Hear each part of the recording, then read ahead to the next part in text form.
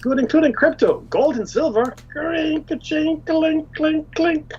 That would be nice, but if you can't give, and I keep saying this every time, but it's always true, times are getting tougher. And they're getting tougher every day. Tell people about the station. Tell them, and it's just as good as giving. Because someone is going to give at some point. I have confidence. Today is the 15th of October, 2024. October. It's almost over. What happened to the year? Really, no, I'm serious. It feels like I took my Christmas lights down just yesterday. But I do keep them on for half a year. So I guess that's not surprising. Catch the Cave on the air, on the line, and on your smart device. That's on the line all the time, of course. So grab it up to listen anywhere or listen at home on the various time of the radio. Another good reason to do it is because the archives are free. All your favorite shows are there, your favorite hosts. You can pick your topics. You can listen anytime you want. You're in charge. Pretty good. It's pretty good. And it's free. I mentioned that, right? Before we start broadcasting at you in anger, we would like to acknowledge the traditional custodians of the land from which we broadcast, and from Mr. Dunger. It is most certainly the Darker. Thank you, sir. And for myself, of course, the rock people. And we would like to pay our respects to elders past, present, and future. Dear friend, tell me how your Bathurst adventure went. It was very good. That's all I can say. What happens at Bathurst stays in Bathurst, apparently. I've been educated on this. Yeah, I'm sure. So that means nothing happened. Hey, better luck next time, brother. Thank you. What? Don't say that. That's not what I said. Okay. No, fair point. I saw some of the pictures. You had some nice pics there. It was good fun, yeah. It was good fun. I got it. Look, having said that, it was the fastest of all of the Bathurst 1000s that have ever occurred that only had one safety car. And that was with 31 laps to go, yeah. So it's 161 laps race, and look at us doing 132 laps, I think it was, without a safety car. It was grand. But it did cause a whole bunch of people to fall asleep. That's crazy. I mean, most of the things you just said I don't understand, but it sounds awesome. And if you liked it, I like it. And that's important. So normally there will be a safety car every, say, 50 laps or something. You might get 3 of them in 161 laps. And it bunches the field up and everyone's on the same lap, if that makes sense. And that means there's a lot of close racing. That's what that means. And close racing means you're paying attention. When the cars are a minute apart on a 2 minute 6 or 2 minute 7 lap, you don't get to know who's really doing what where. There's just cars going past. And I just remember that famous Formula One announcer, the cars are just going round and round.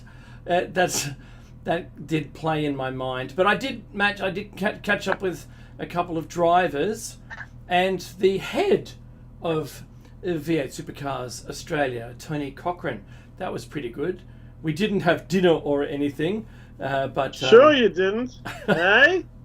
I wouldn't be in as much despair. No, I'm going to tell you, camping for a week anywhere and attempting not to drive any distance to get fast food is a challenge, and I dare people to. I know people out there that do it all the time for 6 months straight. Yeah, good for you.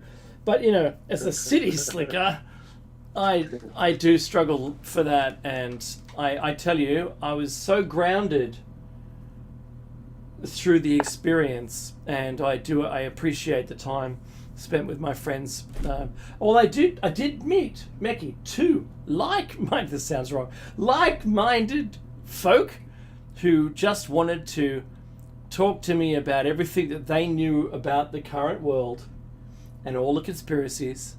Yeah, but are they subscribers? That's the important question. They are now.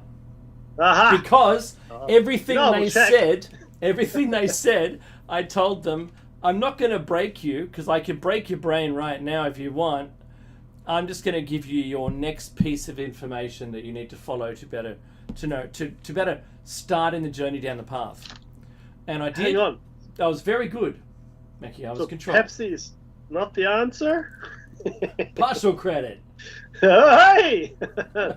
You've blown my mind. So everything came up, and it was a lot of fun to talk about it all. And there was some people. I learned nothing. I was across. I was across everything. Now, I respectfully, I love the two guys, right, for being able to find someone that I could talk to for the 5 days I was camping. Yeah? Because I did mention this. Who else can you tell this to? And I just looked around the crowd of friends. There's some 50 people there. And it's like, no one. I know, right? And they got really happy, and it was fun. And I think I'm going to admit that I don't drink throughout the year, and I only drink when I go at night in amongst friends there. And I did consume a lot. I'm going to type in to the chat just that Mackie and I can see to tell you how much I drink. But whoa, you know what? There's people that build aluminium cans, towers, and because they take bottles, and they could be 15 meters tall. These towers. Nice. And that's quite the feat of engineering. It is. It's pretty good. Now there was on the last point there was there's a group that all the Bathurst campers chat amongst themselves in. And, right. Noobs will throw a question that if they just happened to read 3 questions down, they would have had the answer, but they didn't. Oh, I'm finally subscribed to this chat. I'm going to ask some stupid question. So it's funny. There's like hundreds of people replying, all stupid answers to the stupid question. It's very funny. And this one person said, and I'll preface it with, there's a limit to what you can bring per day per person as far as alcohol is concerned. And that's 30 cans of drink, or I think they were limiting it to 750 mils of spirits. But that wasn't policed as long as it wasn't in glass bottles. It was fine. This one person said, this is how, now here's the joke. So this one person said, I didn't finish all my cans last night. Can I still get another 30 today? And one person's gold answer was, he goes, what I do is I take all my empties down to them and show them that I finished them, so then I can get some new ones. And go, oh, okay. Off they trot, right? And my response to that question was, I find it hard that you couldn't drink a whole, call it a slab of beer a day. Like, lift your game. So softies. Yeah, they're soft. So anyway, look, it was good car racing, but I discovered when I went into the pits, and because I know people, and they're running E75 now. It used to be E85, but now all the teams are running E75, and I thought it was extraordinary. So they've upped the amount of regular fuel, bringing down the amount of ethanol. Really? Yeah. Okay, because? I don't know. It still smells good, I'll tell you that. I love E85. It smells like candy. like if you say you drive a diesel vehicle, talk to your manufacturer. I'm not a mechanic, but I know that you can run, and you might require modification, but you can run SVO. That's called straight vegetable oil. I had a friend of mine had an old 6-cylinder, I think, Mercedes from the 70s. It was a diesel car, and he used to go around and pump all of the fish and chip shops dirty oil out, filter it, cleanse it, and then run that in his car, and it just smelt like cooking fish and chips. Of course it does. You get You're absolutely hungry. 100% correct. Yeah. It's pleasant. It's a pleasant smell. It's actually non-toxic to your system, which is nice. Yeah. So E85 smells like candy. If you've ever smelt race fuel, it's very nice. And look, tremendous weekend. We avoided all the rain, and the teams did really well. And the car sponsored by the local, the whole nation's production factory of Chico rolls. Oh, I love They won. Chico rolls. A Chico roll. I love Chico rolls. It's really cool. Do your own research on it, and we got to have a look at the fields of corn that they grow and all the vegetables that go into it. So yeah, they won. Their sponsorship won. So maybe a whole new world has now opened up to Chico rolls. Maybe I'm not a finance person either, but if you're interested, you should do some research into whether they've floated on the stock exchange. Love it. Because if they haven't, then you can't buy in. You're not going to buy in. That's fantastic, brother. But you know what? All the photographs of this, Aurora Australis. It's very funny, Meki. After the show, I'll share with you some of the photographs that were shared in the Bathurst campus group, which is hilarious. But you had to have very special equipment. You needed like ISO 1600, on a digital camera, and you had to have the exposure set to 2 to 3 minutes for it to be able to capture anything in the sky. Oh, okay. Well, you couldn't see it with your eyes. It wasn't visible. Oh. Yeah. Okay. That's, but everyone around the world is posting all these aurora photos, and we're there on a mountain in clear sky and couldn't see anything. Oh, again, every single thing, Meki, that is up there in the heavens, celestial viewings, some of the best in our lifetime, and it's always usually cloud cover.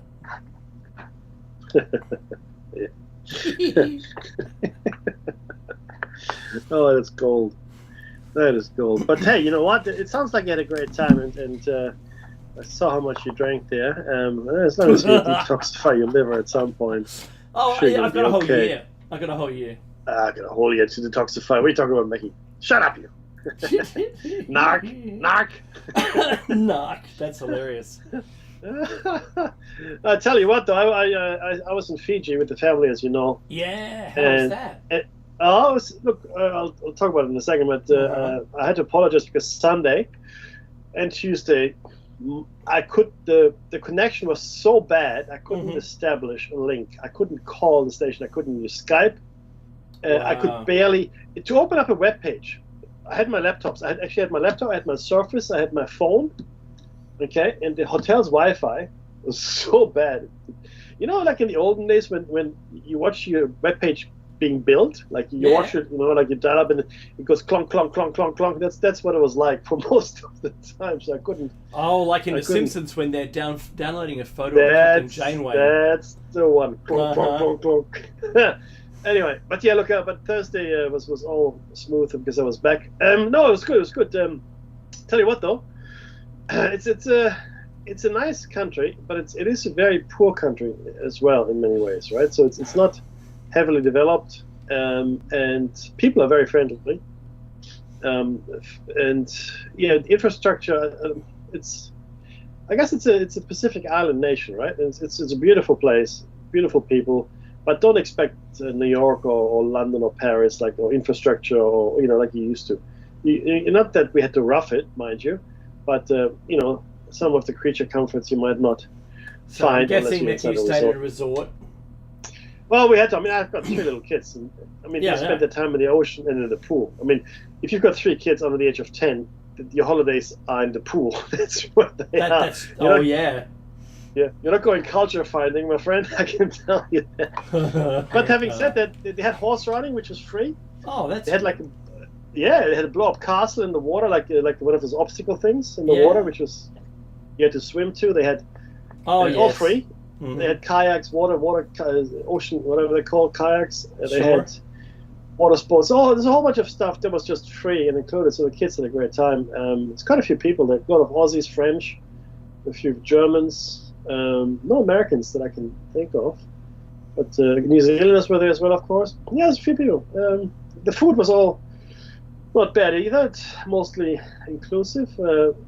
So yeah, it was a. I can recommend it. I mean, it doesn't kill you the cost of it, but it's not as cheap as it used to be. And the Fiji dollar is quite strong. No, I didn't realize how strong a Fiji dollar is. It's like one to 80 cents. Yeah, so 80 Aussie will get you $1 Fiji. 80 cents Aussie.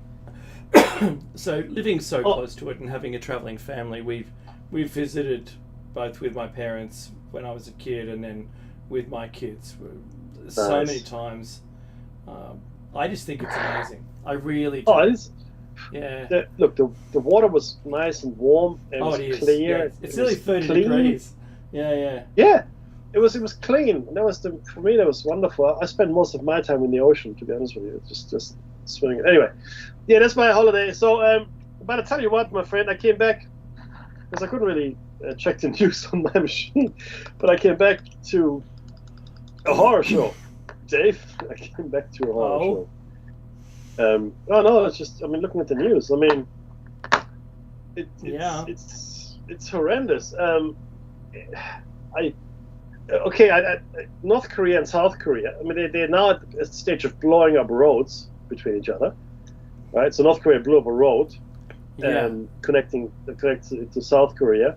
China and India and Canada are on the outs because Canada accuses India of committing murder on its soil, like Russia, I guess. The Indians are going, if Russia can do it, I can do it. What are you talking about? So, it's what? A massive attack. And interestingly enough, Hezbollah struck into Israel with drones. So rockets didn't do much, but drones, which I guess they're too small to be picked up by Iron Shield defense systems, killed several Israelis and wounded more than 60, which is unusual. But I'm looking at many news channels here, but Al Jazeera I find probably the most. I'm not saying maybe the most comprehensive, but it's really it's shocking, some of the stuff that's coming out of there. They're not so. No reporters are allowed in Gaza, so they've shut that down. The Israelis. The only thing they have on the ground now are citizen reporters, which is great. That's right. So they still have that. They seem to be targeting hospitals and medical facilities directly, not just in Gaza, but in Lebanon as well, and in the West Bank. So that's happening. And everybody's, the Israelis have spent all of their sympathy capital, if you want to call it that. Yeah. That's all gone. No longer any there's none left. It's like faster than the Bush administration after 9/11. Yeah. Wow. You're saying something. Yeah. It's astounding. And I look, it's really it's horrendous. Of course, Ukraine and Russia are still going on. And I asked the question, I think on Thursday. Sorry, what's today? Tuesday. Yeah, Thursday. I think I asked the question, how much more is Putin willing to lose? I'm talking about human lives now, because I'm thinking all of it. It's all in. You got to go all in. It's a true daily double, Alex. I'll see you. I'll see your 500 million and raise you $1 billion. Okay. You don't have that many people. Oh, but I could. I could. It's all about potential here. That's what it is. Because, at some point you have to ask yourself, we're all familiar with the concept of a Pyrrhic victory. A Pyrrhic victory is essentially a victory where even though you win, you really lose. You didn't gain anything. You lost a lot of whatever you had. And you might have won on paper, but it didn't really mean anything. Right? So the question then becomes is it still worth it? And I'll be honest with you. I mean, I'm astounded that the Russian people have not risen up, because I'll tell you why. Now, conservative estimates put the casualties at 1 million. Mm-hmm. Both sides, with I think 60 or 70% in the Russian camp, both killed and wounded. That's conservative, right? And then other estimates are way above that. Yeah. Okay, especially on the Russian side, because they've run out of so apparently none of the original soldiers of the original army are still alive. That's right. Right, and they've emptied out the prisons, and now they have got mercenaries, I guess, from other nations, Africans, right. Mm-hmm. Syrians, Nepalese, and a whole bunch of other folk, right, also fighting. Yeah. And the funny thing is, just like World War II, they've now deployed Syrian special forces to shoot any deserters. Just like in World War II, where they had the machine guns at the back of their own people, and if they didn't run into enemy fire, they would be shot by their own people. So you just run. Yeah, you just get shot anyway. That's right. You get shot anyway. You know, I mean, and I'll be honest with you. Does that flabbergast you, Mackie? Is that something? It's difficult to like. We understand it's happening, and we're smart enough to go. Well, fair enough. That's that's the thing. Yeah. But is it this not day and still age, shocking? It is shocking. I tell you why it is shocking. I tell you, it shocked me as much as the Serbian, or let's not the Serbian, but the war in former Yugoslavia in the 90s in Europe. That shocked me, that could happen in Europe. This is similarly shocking because I thought maybe I'm just this is wishful thinking I call myself a cynic, but there's always this little scratch of optimism that shines through. I thought we're better than that. As people, I thought we're better than that. I mean, yes, there are always wars, there's always atrocities, I get it, but I thought we had gotten beyond the point where we shoot our own people if they don't want to run into enemy fire. I honestly thought that we had gotten beyond that point. Clearly not. And I also thought that we had gotten beyond targeting civilians, medical facilities. Not just Israelis are now targeting UN peacekeepers. They said, I don't know if you watched Netanyahu's address at the UN. The two things out of that. Number one, he said, we're going to stop Iran no matter what. What? All of a sudden, Iran is now the target. Second, get the UN peacekeepers out of Lebanon. Now the UN and the other nations said, we're going to keep our peacekeepers right there. Having said that, though, they now have wounded and killed a fairly significant number of these peacekeepers.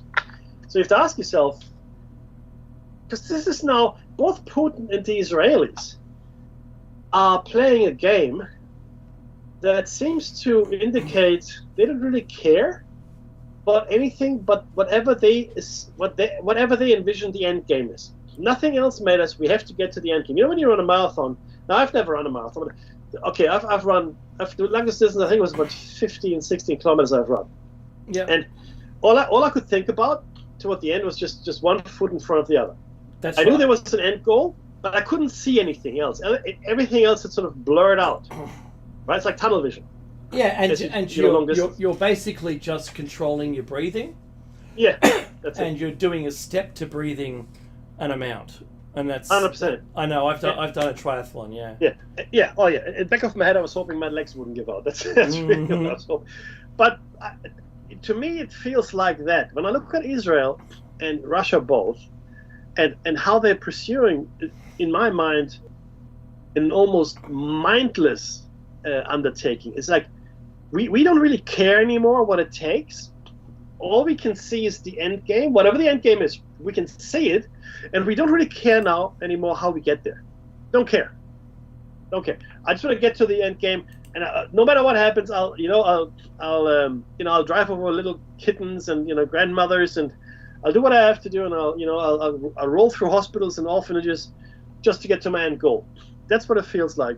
Not only that, for the Russians, I don't care how many of my people get killed. I don't care.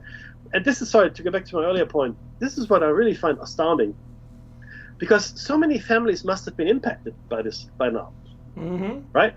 I mean, if you got hundreds of thousands of people, either dead or injured, and let's face it, some of these injuries can be horrendous, then you have to ask yourself, you see the slaughter that's happening. Is this? Do you think this is normal? I mean, what are we? See, he said he wants to get the Nazis out of the Ukraine, like or the the whatever. No one is talking about that anymore. No, I don't think it ever comes up. It's just no. but That's right. But what's the end game here? What are we trying to do? What is it that? Sorry, not what Putin wants. What do the Russian people think the end game is? That's really what I want to know, right? Yeah. You see, look, I know that you're asking a good question, Mickey, because it's you've got to be careful of being just too simple, and I get it, I really do. But when you won't listen to your advisors and your people are like a millisecond away from revolting, the peasants are revolting. Yeah, I know. So what do you do? I mean, you can't change your stance now, although publicly he's no longer using the same references, and I get that. I do. How much money is the world willing to give the Ukraine to continue to fight against this? Because initially it did seem like it was, let's pretend, white Christians against, democracy against, well, white Christians in a different political state, right? And we have to protect that at all costs, says everyone. But the people that were backing, say the people in the US, the family in the US who was predominantly signing all the funds across, had dealings in the Ukraine with the power company. The son was a director, receiving a wage. How did it get as far as it did by allowing or not doing anything when you could annex places in other people's countries and no one would care? So it does appear to me as though this is the era of just being a little brazen and going ahead. Remember my comment, Mickey, about Star Trek in that episode with Janeway, where there's a bunch of people just sticking probes into people because they're harvesting their endorphins? It doesn't seem like that right now? Like the Mayans were right? The Dark Rift? You got to control yourselves through it, right? Because otherwise we'll ruin ourselves. Well, certainly. It's happening everywhere. That's the thing, right? So, okay, so what you just said rings true on every level, because we're experiencing natural catastrophes in every aspect of volcanic eruptions, earthquakes, resulting tsunamis, weather, like you have the fire. Yes, yep. It's all happening, right? So there's that on that side. But then you and this is the thing also, right? In my mind, the Earth is a living organism, right? If you look at a time-lapsed video or film of the Earth, it actually looks like it's breathing if you go through the seasons and all that, right? But that's just my opinion. I think the Earth is alive. So it's a living organism, right? So it's affected by whatever, just like we are, and we are on it, and we are part of it. We always like to think of ourselves as apart from the Earth, as apart from nature. That's complete nonsense. We are smack bang in the middle of it, even if we don't want to admit it. And whatever happens to nature is eventually going to kill us too. So, if something is out there, I don't know what it is, a dark rift or some kind of energetic flux, or a vibrational frequency that doesn't agree with us. I don't know, whatever, right? Something. I think it's quite possible that it would affect us, because the thing is, what people forget is that we are moving through space at an alarming speed, right? And the only reason we don't feel that is because we are part of the closed system. So let me give you an example, because people will switch off and say, "Oh, I'm a flat earther, shut up." So if you're on a train, okay, and the train first accelerates, you feel it. You feel the acceleration of the train, but then you don't. The train is now traveling, I don't know, 300 kilometers an hour, but it doesn't feel like it. If it's well engineered and the tracks are smooth, obviously, right? You don't feel it. You're part of that system. However, if the train comes to an abrupt stop and you're not secured somehow, you will fly the length of the train out the other side.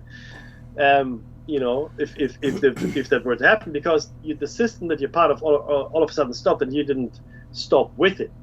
So we are part of that system that's spinning through space, around itself, around the sun, around the galactic center, and so on and so forth, at enormous speeds. And it's a motion. It's a toroidal motion that we're a part of. In fact, I think the way we envision space is all wrong. Like in the Einsteinian world, the space is flat, and then if there's a planet, it sort of makes a dent in it, right? I think that's nonsense. It's the shape that we should envision is a vortex, like a toroidal, like a tornado, if you will, right? That's the shape a planet makes in space. Except, of course, it's elongated because it moves. So it's not a flat. It's not a depression in a flat surface. It's a torsion motion through space that you should envision when you envision the gravitational effects of the Earth and space together. Anyway, so we are caught on this system, the closed system that we're on, not really understanding, but it moves fast. And my point is that it does move fast and it travels through space. So it will encounter different parts of space as it travels. And to your point, Dave, well, maybe there's a dark rift. Maybe there's an area of space that we come, maybe as we travel through our galactic, plane, and maybe there's like a stationary object or something, or maybe it's an energy and we're traveling through it every once and again, every, I don't know, 26,000 years, whatever it is. And we're feeling it because you're right. I mean, it's just nuts. None of the things, and I mean none of the things that we are seeing today in the news, it doesn't matter, pick up a news item and I will tell you, no way we would have seen that 50 years ago. No way we would have seen it 100 years ago. Did you know that did you know that Nicolas Maduro is accusing Elon Musk of spending $1 billion trying to get him ousted? Do you hear about that? No. Yeah. Now apparently, Elon Musk has accused. Maduro has accused Musk of investing at least $1 billion in inciting violence in the South American nation, that's Venezuela, and in assistance, his opposition figure Maria Corina Machado, who is apparently a fascist. But that's what Maduro claims, that Elon Musk tried to help her get to power and depose him.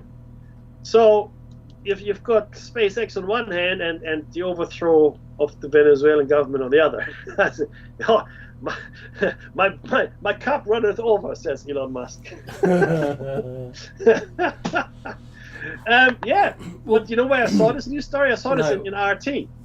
Oh, I didn't see it anywhere else. Only in RT. Okay. Yeah. Mm-hmm. What? So Elon Musk did something with his Starship this week, which is a first for humanity. Yeah. And that's catching it in the chopsticks, which is, I think, a fantastic thing, at least making the process of reusability and quick deployment of a future state. It's not current, because there was still some damage on the cones from the re-entry forces. That's the jet cones, the rocket cones. But look, things progress through errors, so we'll see what happens on maybe flight 6 or 7. And I know the EPA were up them, so only giving them 5 a year now or something at the moment during testing. So who knows? But who knows what the future is? Yeah, but the amazing thing is this: when I was growing up reading science fiction or watching science fiction movies from the 40s, 50s, 60s, whatever, that's how all the rockets landed. I know, every one of them. Every year on their butt. They didn't come in on wings. They just came down on the on their tail. and now I guess that's a reality. It's just that's where we are. And to So I catch think one, that's goodness, yeah. that's a But lot that of was. effort. Yeah. But the thing is, if you look at it, it's falling for the most. But then the boosters kick in, or with whatever fuel they have left, Less than a to stabilize. kilometer above the Earth. Yeah, but the pinpoint accuracy, my head goes off because the math involved. Yeah, that's right. That's astounding stuff. Well, landing the other ones on the drone ships that are on water. Hmm. That's pretty cool. So they've got to match the GPS coordinates, and they usually land within the circles. And I think that's amazing on its own. Landing something on a moving something or other, right? Moving platform, that's pretty tough. But to land in the right way with the right orientation, so that if your maneuvering requires it, that you should adjust your position and not collide with a chopstick. Because if you came in from any other angle, it wouldn't work. You can only come in from, say, 45 degrees on one side only. So I think it's pretty. Look, I'm truly amazed by it. I think it's fantastic, and it's a new era of spaceflight. In the non-black project, the secret deep black projects of space travel. But look, good on him. And look, as long as they make a B ship, Mackie, and send all of the rich people into the sun, that's all I want. Yes. Or is it? No, it was really the telephone hygienists. Is it hairdressers and someone else? I forget. Parking inspectors or something. They were all occupying the B ship, weren't they? That's Which ship are you in? I'm in the C ship. Oh, should we tell them there's no C ship? Hey. What? It's so funny. There was delays on the A ship, so the B ship went first, and it just went straight to the sun. Done. Look at that. What happened here? But I tell you, it doesn't really do anything to call the crazy time, right? Because that's now the new normal. Everything that we see in the news, all the crazy things, that's just what it is. It's just like the weather, just like everything else. Just notice this now. We now have the third potential assassination attempt. Potential, I'm saying here because I stopped believing in it, my friend. Do you know what's really funny? Is that the person was a self-declared sovereign citizen. Yeah, I saw that. With their own printed identification. Yeah, I know. Themselves, I made think they had their own. Yeah, 100%. The true constitution, etc., etc. So it's actually what people call militia. It's a bit deeper than that. And the sovereign citizen movement in the States grew out of, I guess, really core believers of constitutional values and the actual interpretation or their interpretation of the Constitution, such as it is, and the corruption they believe has overtaken the federal government. Yeah. And again, I can't really knock it, I guess. Well, the prosecution still, they can get him for unlicensed weapons, I suppose. That was their original charge. They've already released the name of the fellow, and he's already done a piece to camera, right, in his own defense, which I haven't watched yet, but I've marked it so I can watch it later. And it just came up before the show. So the prosecution have to put a story together in order to prosecute him if he was to have attempted assassination. But you know what? If he had all this ID that they might claim is fake, but he could claim as simply sovereign citizen identity, not believe in the system that they're in, and he might have actually not intended to take the president out at all. He might because he didn't do anything. He didn't even make it to the second security gates, right? Perimeter. Yeah. So yes, they saw all this stuff in a car and they queried him, and sovereign citizen sovereign citizen thing isn't going to fly, but can you be arrested for being a sovereign citizen?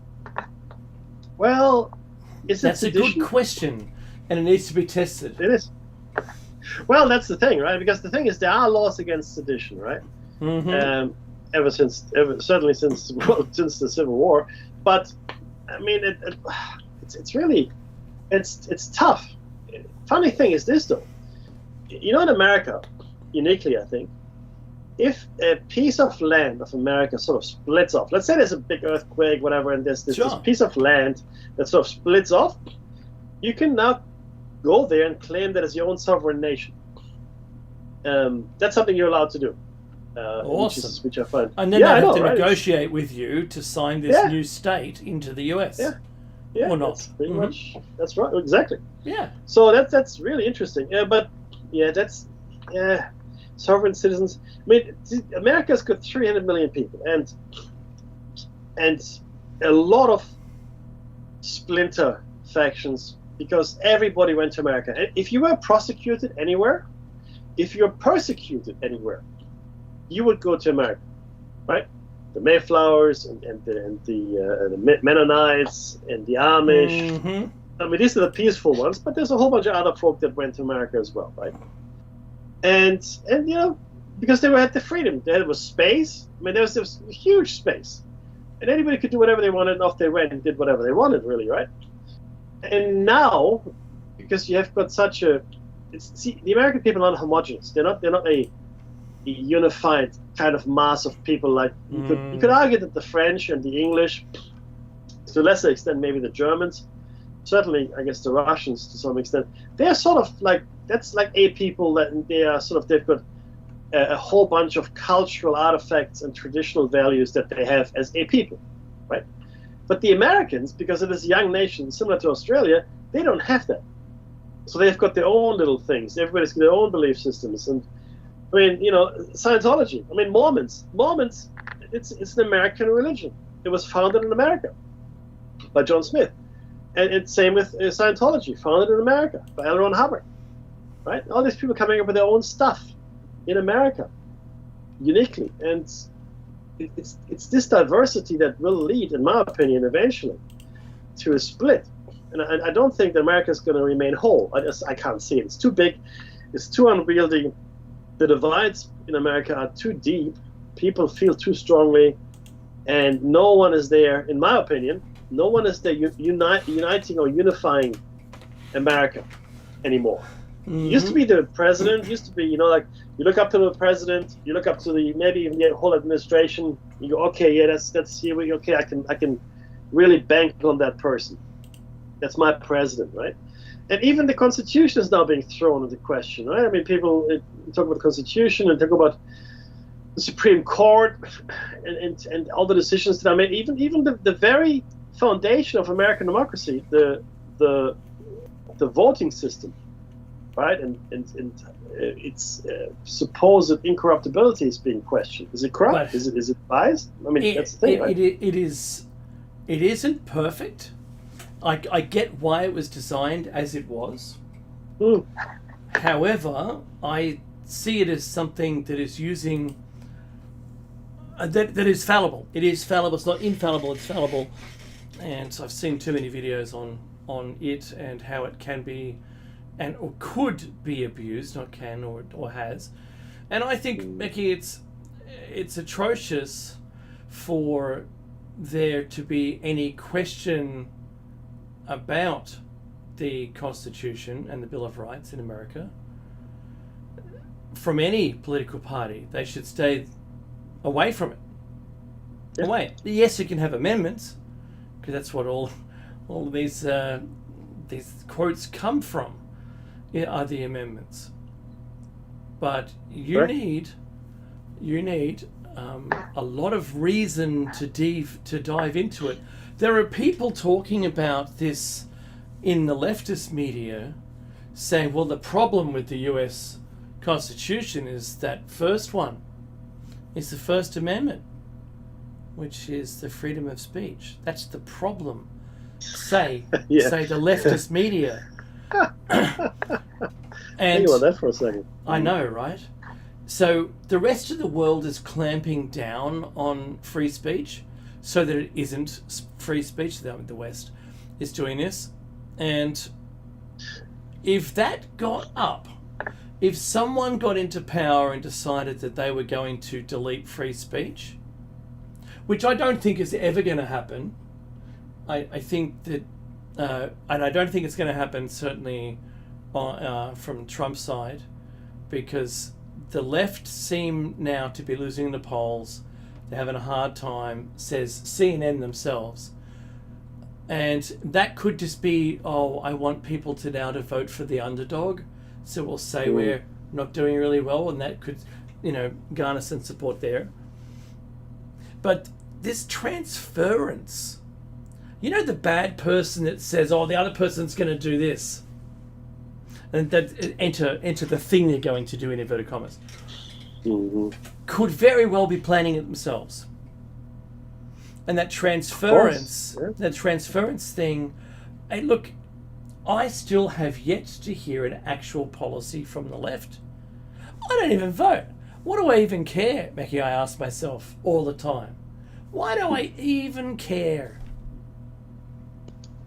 what people think about American politics or the people that are running it? But I look at those, and we've said this before, and I'm to my core annoyed that they've now put Kamala Harris in place without having a true vote from the party at all.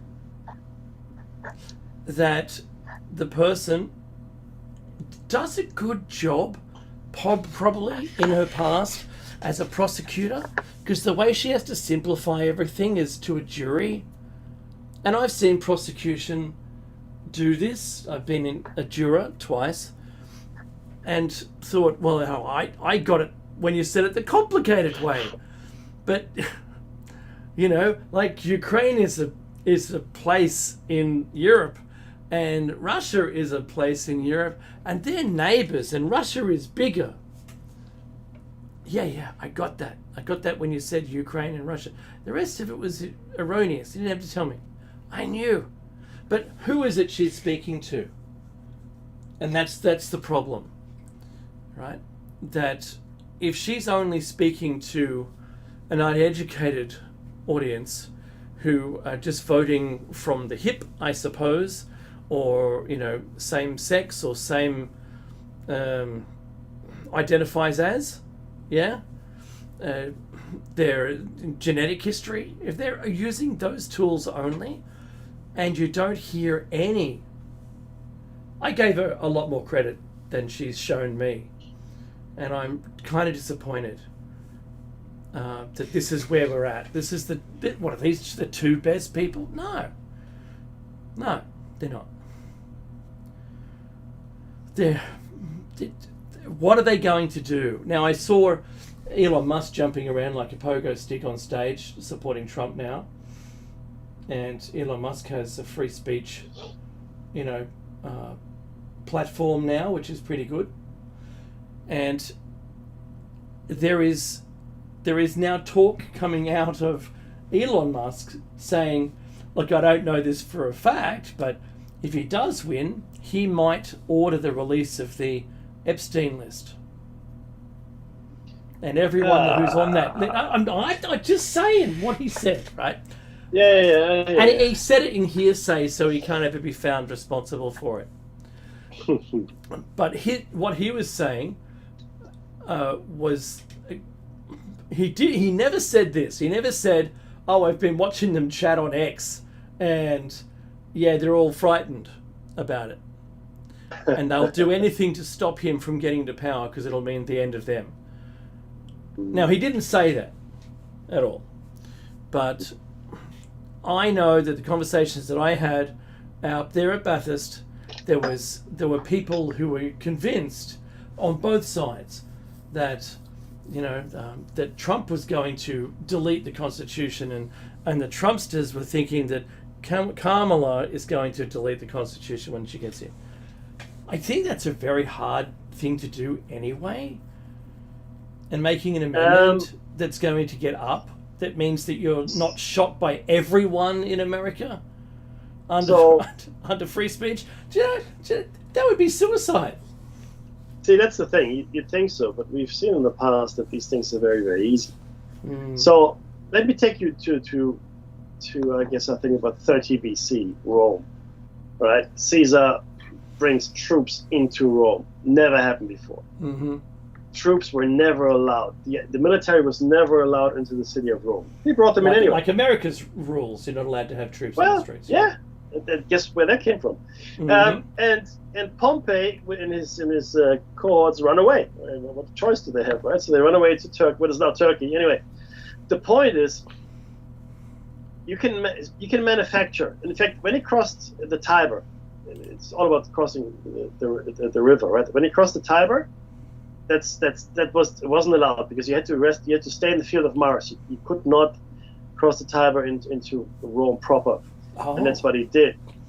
And as soon as that happened, they all ran away. I mean, as soon as he crossed the river, they knew he was coming into Rome. They all, off they went.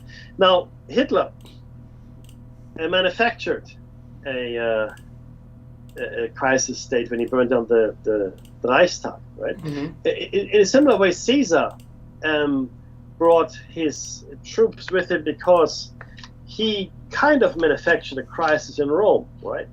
Where the citizens were unruly and he had to bring the army in to keep order, etc., and guarantee the lives of the citizens. Well, it doesn't matter. The point is, there are ways around constitution. Rome had a constitution which is it was pretty ironclad. You can't do that.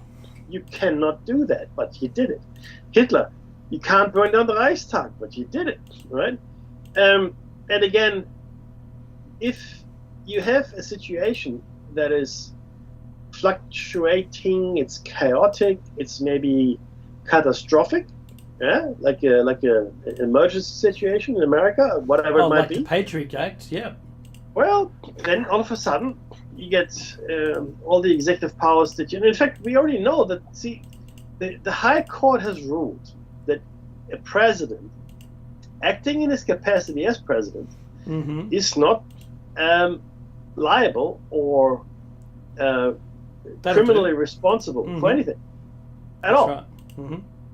We already know that. So from that point of view, that's okay. But let's say it gets to the point where look at these storms. Right? Just imagine the next level of superstorm, because these are not normal. Because the next level is a superstorm. And if you get a superstorm, let's say the entire eastern seaboard loses power for a week or 2 weeks or a month. Can you imagine the chaos?